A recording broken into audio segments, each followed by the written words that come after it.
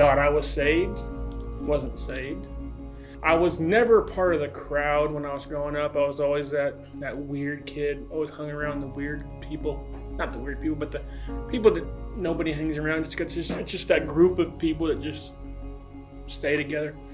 And I mean, I was never part of the popular kids. So I thought, well, when I get to be old enough, so at 21, my brother was drinking, my uncles were drinking. I figured, well, I'll get part of the cool kids, I'll start drinking. Drinking I was never a fan of it. I mean, it was just, it's part, I guess. You drink enough of it, you get a buzz, you get drunk, you start losing control of who you are. But I was at least hanging around with the cool kids. So yeah, that, and then I never really got into drugs or anything. I mean, I never smoked cigarettes, nothing like that.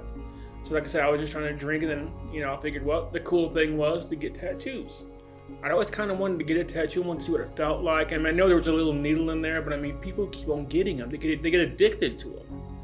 So I got a tattoo that's right here. It's about maybe 8 or 10 inches long. It was supposed to be 4 inches long. Now all of a sudden, hey, you started getting cool. People started, hey, look at you, you got tattoos. People started getting along with you. So I started getting more and more tattoos.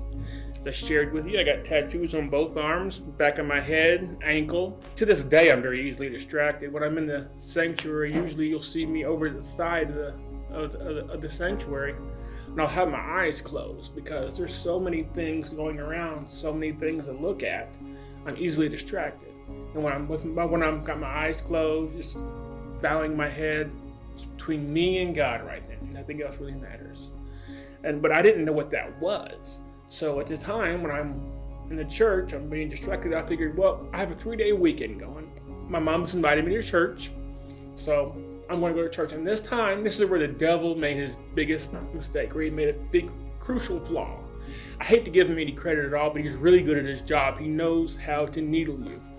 But I figured, you know what? I'm going to completely focus on what the pastor said. Brother Allen, I couldn't even tell you what the sermon was, but I was thinking to myself, this is what I need.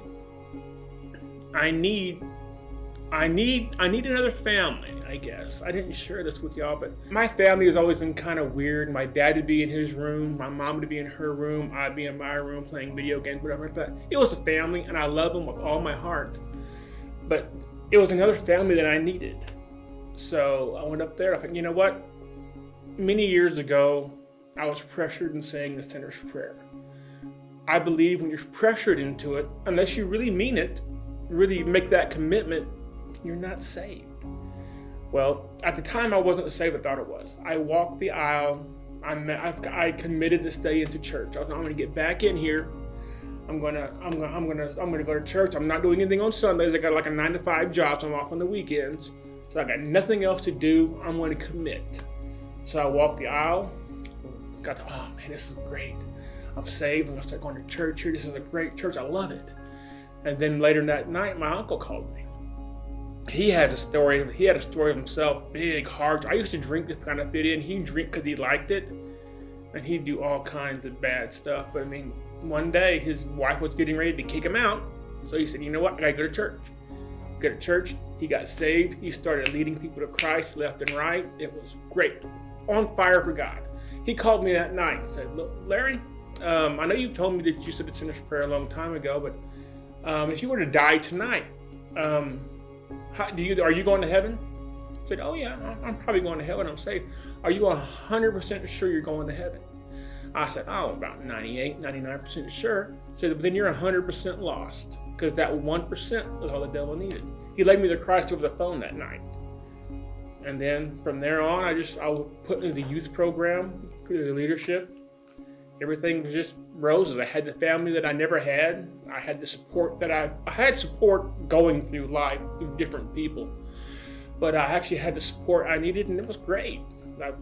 God was working in my life. And in a Baptist church, or at least in this church, when they'd have at the end of almost every sermon, they'd have an altar call, and I'd walk up there, I'd pray, hands and knees, as big as I was probably a little bigger than I am now. Hands and knees over there praying. You have hands on your back. You don't know who it is. You're just in there praying. And just from that moment on, I started feeling a little bit of an enjoyment, a little bit of satisfaction. that, hey, my real earthly family was there. My mom was there. I don't know if my dad was there. My uncle was here, his wife. A couple of my uncles, they come back, they love on me. I started feeling love from my actual family and started feeling love from Christ's family. It was just like a stepping stone to where I actually became saved. And later, like I said, later that night, my uncle called me and led me to Christ over the phone. I think it's important to share your story because you never know who you're going to reach. I mean, when I talked to Brett several months leading up to me giving my testimony in the sanctuary, and that was really only to a group of 20 people. And most of those people, I mean, you got to think are saved. I mean, I don't know. I'm not here to judge you or anything like that because favorite Bible verse says don't judge. But most of them are saved. But I really struggled with why should I even talk to these people. Jesus said the sick don't need a doctor. That's why he hung around the tax collectors. He hung around the prostitutes because he was ministering and he was witnessing to them. But like I said, it's good to do it. Well, from a personal standpoint, you get I don't want to say a high, but you get kind of an endorphin thing. You're just like, you get a little spark in your eye when you start talking about what Christ did for you. Not what I did. I can't save myself. I didn't get strung up on a cross. I couldn't die. If I died, nobody's getting saved with my blood. But with his, it is. So it's a joy that comes from that. It's a joy that comes from, if that one person in the sanctuary needed to hear something.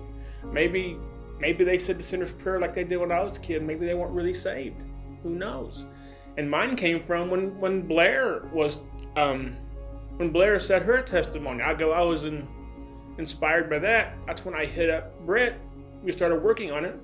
I'm working on that. And then from that, Brett got a sermon out of it. He did a whole thing. You never know who you're going to inspire. Unfortunately, when I gave my testimony to the group up here, Alyssa couldn't come to it. She was gone or something like that. So I spoke to her. I said, okay, would you like to hear it? She said, yeah, I'll have the interns come with me. It was a group of maybe 10 or 15 people. And what came from that? I get asked questions to share my testimony again because you never know who you're going to reach. God does. All he really needs you to do is just to be there when he's just to tell what he's done for you. Be there when he wants you to be there. Luke 6:37. Was that too quickly?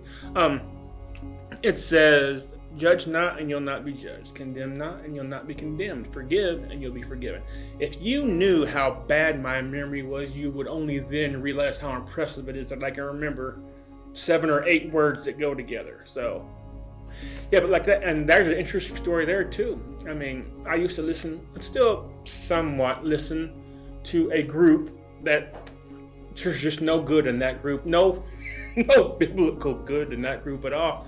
But one of the lead singers knows the Bible better than I do, which that's not saying much, but he knows the Bible a lot better, a lot more than a lot of people. And then people would prosecute him for performing their show there. And he said these knuckleheads are trying to judge me when he read in a book, or in that book it said, judge not lest ye be judged. Now that could really lead to another verse in the Bible because there's 2 similar sounding verses. I couldn't tell you what that one is, but like I said, when I was a baby Christian, they say start reading from John and then read on the New Testament. But I started reading Matthew, Mark, Luke, and John. And I'm glad I did because each one of them Gospels tells a different story. Luke does tell, which is my favorite book in the Bible, Luke was a doctor. So I don't know how doctors were back then or how much it would take to convince them to choose faith over, I don't know if they had science back then, but their own way of teaching their own doctrine. But something really hit him. The doctor started to believe in Christ, started being one of his followers. And in that book, there's a Sermon on the Mount. There's a lot about the birth. There's a lot of miracles. There might be more miracles in that one than any of them, I think. And it just invigorates you. It inspires you to see what he did, what he went through, and what he to go through. So that's my favorite verse, and that's what I quote to everybody I see, really. What I would say is, and this is going to sound very cliche, just step out on faith. because you don't know what plans God has. God, I think it was Moses. Moses he killed men just to see what it felt like. And he couldn't speak well. He stuttered a lot like I do. He probably stuttered a lot worse than I do. But God used him. I think Noah, he was a drunkard. God uses them. God would use David, a man after God's own heart, arranged the murder of a dude so he could get with the wife. God will use you. All he asks is that you turn from your sin, turn to him, and you're golden. That's all he asks. And that's why I'd say just step out on faith. You never can tell who is going to be touched by it.